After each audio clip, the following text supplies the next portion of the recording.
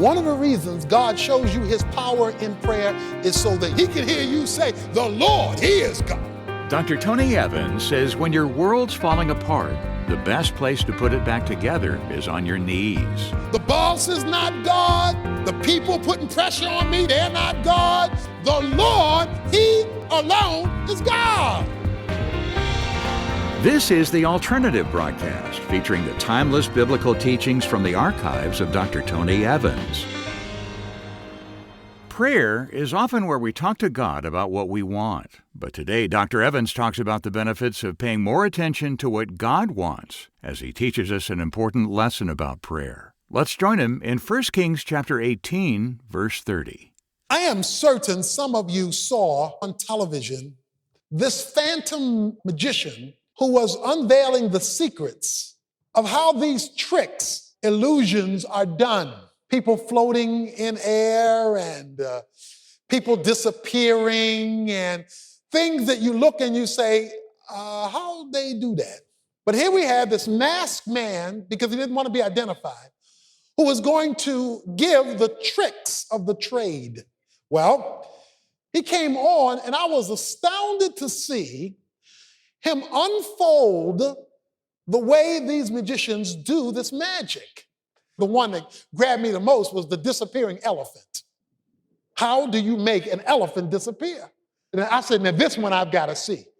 Because they took the elephant, they put the elephant in this container, they opened the container a few seconds later, and the elephant was not there. Well, what they showed was simply that they took the elephant, put it in the container. Then what they did was they had a backdrop that you saw when they brought the elephant in. And what they simply did was remove the elephant, put the backdrop back, and you thought it was the same backdrop that had never moved. I know what you're asking. Why are you telling us this? I'm certain that that's what you're asking right now. The event that we conclude this section of Elijah's life with on Mount Carmel is no illusion. And Elijah wants to make sure you know it's not an illusion. That's why in verse 30 he says, then Elijah said to all the people, come near to me. I want you to see this up close. This is the real deal. Prayer is simply the hand of faith that translates the promises of God into the realities of life. It is the hand of faith. It is reaching out to God to transfer what is a promise that may be aloof from us into an experience in our day-to-day reality. There are a number of observations I want to make from this story. If you haven't read every detail of it, you need to. It's one of the great miracles of the Bible. He says in verse 30 of chapter 18, come near. Because he knew what God was about to do. The first thing I want to talk about is the preparation for prayer. What he does before he prays that gets him ready to pray effectively and powerfully. Then Elijah said, come near to me. So all the people came near to him, and he repaired the altar of the Lord, which had been torn down. The altar had been torn down because the people had forsaken the covenant. In other words, they had walked away from their agreement with God. They had walked away from their spiritual commitment. And it was reflected by the fact that not only had they forsaken the altar, it was no longer necessary. They tore it down. They got rid of the godly preachers, prophets. They had walked away from God. You cannot walk away from God and expect to have power in prayer. In other words, you cannot forsake the commitment and expect the power. One of the reasons that so often we are so powerless is because we've walked away from him, not toward him. Verse 31, still on preparation. And Elijah took 12 stones according to the number of the tribes of the sons of Jacob, to whom the word of the Lord had come, saying, Israel shall be your name. Now, technically, that could be a whole sermon, that one verse. He takes 12 stones and rebuilds the altar. Now, remember now, the Bible does not waste words. The Bible just doesn't throw something up for you to glibly pass over it, although you may not have its significance at first reading. He actually gives you the significance. He says he took 12 stones and he made an altar, rebuilt the altar, according to the number of tribes of Israel. Now, how many tribes were there in Israel? There were 12 tribes. So what is the significance of the 12 stones? Well, there are a number of things that are significant. Number one, the country is divided. There are 10 tribes to the north, Israel, and 2 tribes to the south, Judah. They were divided because of Solomon and his offspring. When he puts 12 stones back on the altar and then tells them, "For Israel shall be your name," he is calling them back to the unified covenant that God made with Israel. One of the reasons for the 12 stones was to tell them, you are not 10 and 2, you're 12 and 0. In other words, he prepares them to see God by calling them to a place of unity. And the 12 stones was to be a memorial, an ongoing remembrance of what God could do. So when Joshua stands up here at the altar and says, "Give me 12 stones, your name will be called Israel," these are Jews. They know what that means. They know it's time for God to strut his stuff. It's time for God to show out. It's time for the miraculous intrusion of the divine into history. Now, my question is, where are your 12 stones? It's hard to put down 12 stones if you don't have any history. You see, if you don't have any history of what God did yesterday, you might be a little tenuous putting down 12 stones today. What he does is remind them of their past, call them back to their covenant before he ever gets to the prayer. He wants them to know that they're in for a mighty miracle if they would come together as a people. Well, he then makes a trench around the altar. Now, this is funny. He arranges the wood, cuts the oxen in pieces, lays it on the wood, and says, "Fill 4 pitchers of water and pour it on the burnt offering and on the wood." Verse 34, do it a second time. And he did it a third time. Now, folks, if you're about to light a fire, you do not soak your wood. And you certainly don't soak it 3 times. And you certainly don't soak it with salt water from the Mediterranean Sea, which is where he would have gotten the water from. Because salt water helps regular water put out fire faster. Elijah is so confident in God that he's going to make it hard.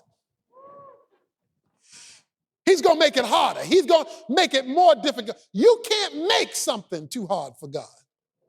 So he says, I am not going to just call on God to do his stuff. I'm going to let him do his stuff exceedingly abundantly above what you ask or think. And so the altar is prepared. The people are prepared. And now it's time to pray. Verse 35 tells us that the water flowed around the trench. So the thing is soaked. This thing won't burn. But now we're introduced to the power of prayer. At the time of the evening offering, he goes and he prays about 60 words here. This is not a long, drawn-out prayer. But it is significant for one fundamental reason. Oh, Lord, the God of Abraham, Isaac, and Jacob. See, he went back on God. He went history on God. Let it be known that thou art God in Israel. I am thy servant. I have done these things according to your word. Answer me, O Lord, answer me, that this people may know that thou, O Lord, art God, and that thou hast turned their hearts back again. In this very brief prayer, he says, do this thing that these people may know you are God. What about God did he want them to know? One, you're true to your word, because I did this according to your word. Two, that you belong to us, because you're Israel's God. Three, that I'm legit. Finally, that you're a God of grace, because you're going to turn their hearts back again. You're going to give them another chance. Let them see your character reveal your glory. When Dr. Evans comes back in a moment, he'll tell us about an exercise that not only helps us track our prayer requests and God's answers, but a crucial outcome that many people overlook. Don't go away. Ladies, don't miss your chance to join our virtual audience for the Desperate for Jesus Conference, July 25th through 26th. Gather your friends, small group, or all the women of your church for an empowering experience made just for you. Through dynamic speakers and powerful worship, we will equip you to leave a lasting legacy, telling the next generation of the Lord's praiseworthy deeds. Visit dfjconference.com to register for the live simulcast. That's dfjconference.com. The message you're hearing today is part of Tony's encouraging sermon compilation on the power of prayer. In these 7 insightful messages, he demonstrates how to pray prayers that don't just fill the air, but actually bring about transformation, healing, and God's divine intervention in our lives. We'd love to send you the entire series so you can review these truths for yourself or share them with your family or Bible study group. And as a bonus, you'll also receive Tony's brand new devotional, Anchored by Prayer.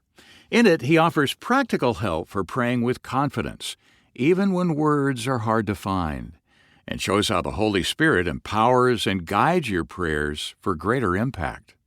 To take advantage of this special limited-time offer, visit us today at tonyevans.org or call us at 1-800-800-3222.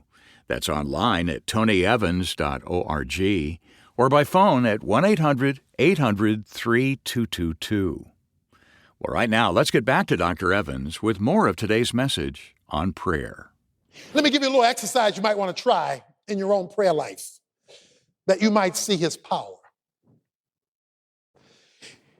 If you take a sheet of paper and divide it into 3 columns, one column says, I ask. That's your request.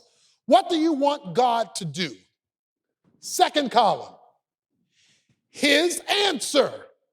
So that column gets filled in when he does what the first column requests. But don't leave out the third column. Very important column.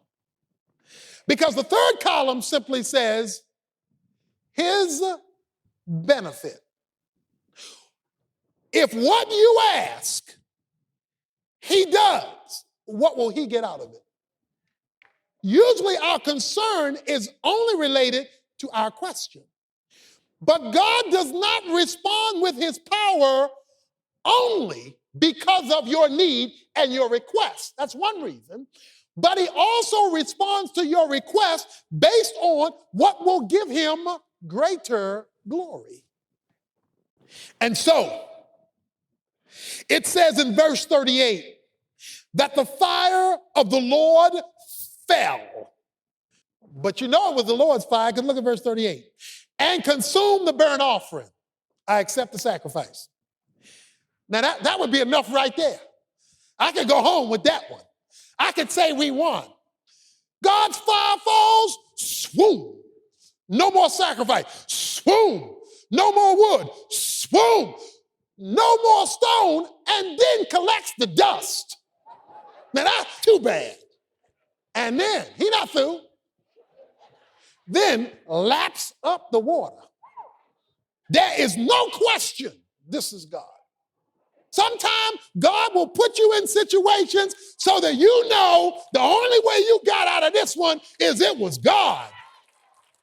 Because he does exceedingly abundantly above what you ask, and he does stuff you haven't even thought of yet. Verse 39.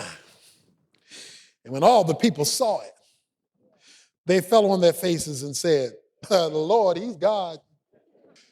The Lord, he is God. One of the reasons God shows you his power in prayer is so that he can hear you say, the Lord, he is God. The boss is not God. The people putting pressure on me, they're not God. The situation has got me all stressed out. That's not God. The Lord, he alone is God. Somebody ought to want to see that sometime. The people now come to their senses. But they only come to their senses around the altar in the midst of prayer. After this great event has taken place, the prophets are gone. Verse 41, Elijah says to Ahab, go eat and drink, for there is the sound of the roar of a heavy shower. Now you remember, it hasn't rained for 3.5 years. Verse 42, so Ahab went up to eat and drink, but Elijah went up to the top of Carmel, and he crouched down on the earth and put his face between his knees. In other words, this is what the New Testament calls in James 5, he was praying in his praying. In other words, when you get down on your knees and put your hand in between your knees, you're getting low as you can possibly go. He says, I hear the sound of a heavy shower. Now, to close this off in just a second, there is no heavy shower. In fact, you'll see in a moment, there is no cloud in the sky. So that raises a very fundamental question. How can you hear the sound of a heavy shower if there is no cloud in the sky? When you are close enough to God, you hear stuff, see stuff, perceive stuff, feel stuff that you haven't been able to see with your physical eyes. He says, I hear the sound of heavy rain, even though there's no rain. He says, so you go eat and drink and you go and get out of the rain.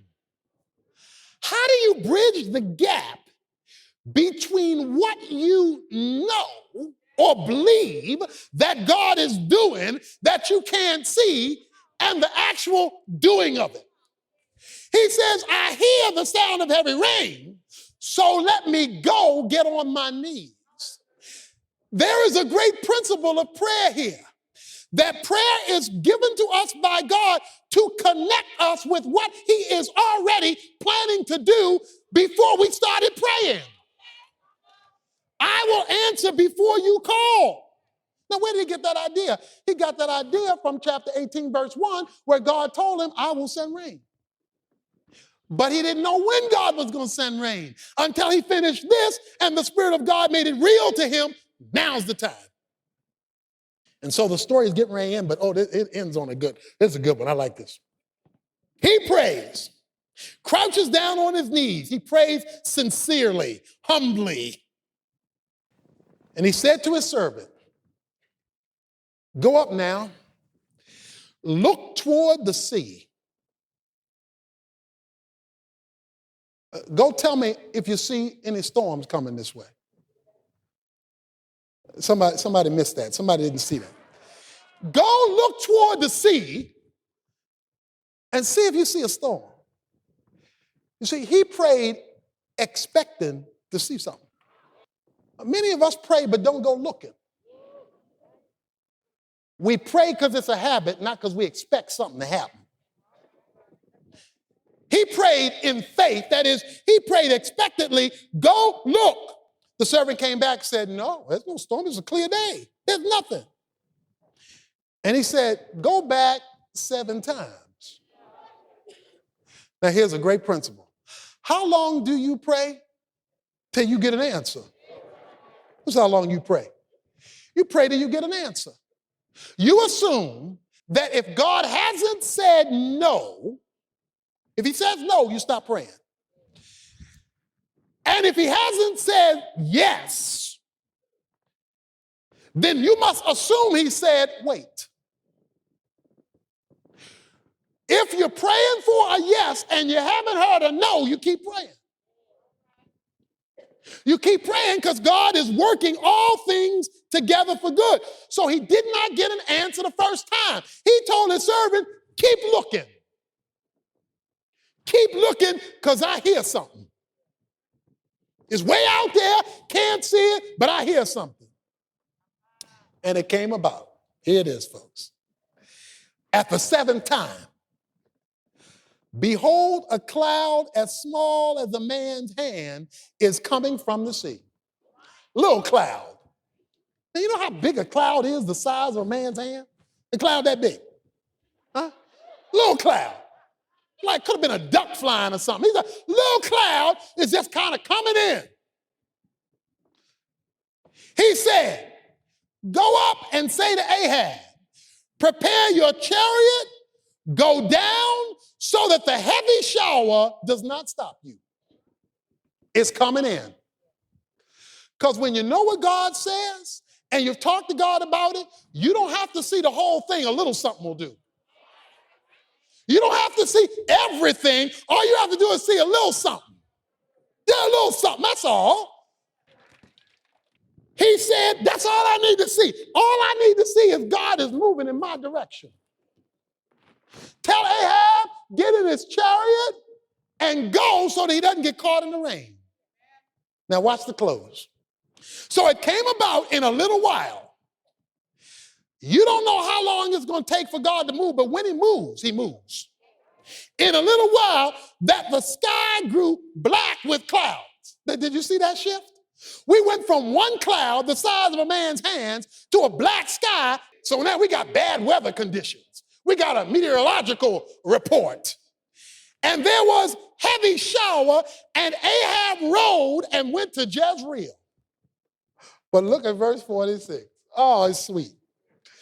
Then the hand of the Lord was on Elijah, and he girded up his loins, that is, lift up his robe, and outran Ahab to Jezreel. How? That's too hot. Did you see what that said? Did you see that?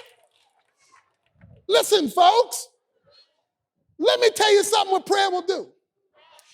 It'll change your circumstances.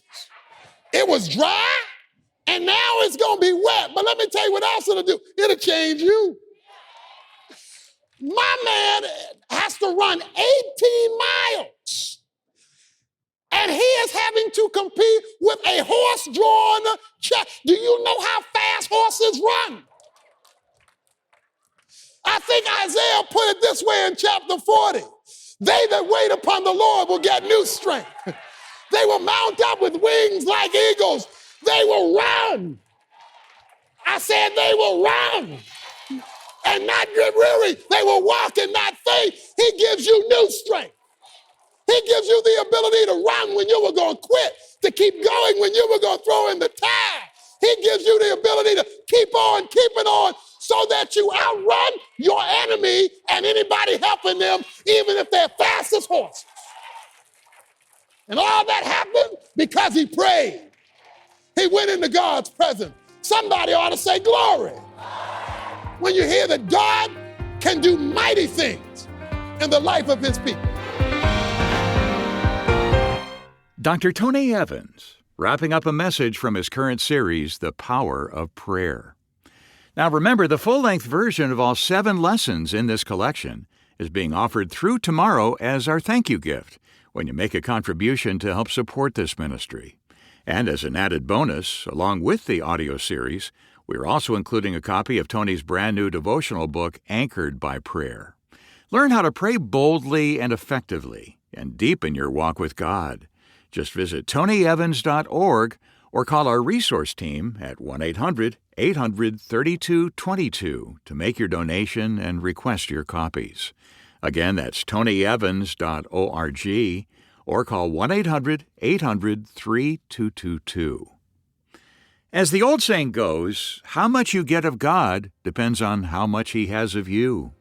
Be sure to join us tomorrow as Dr. Evans builds on that idea when he brings us the final lesson from his life-changing series on the power of prayer.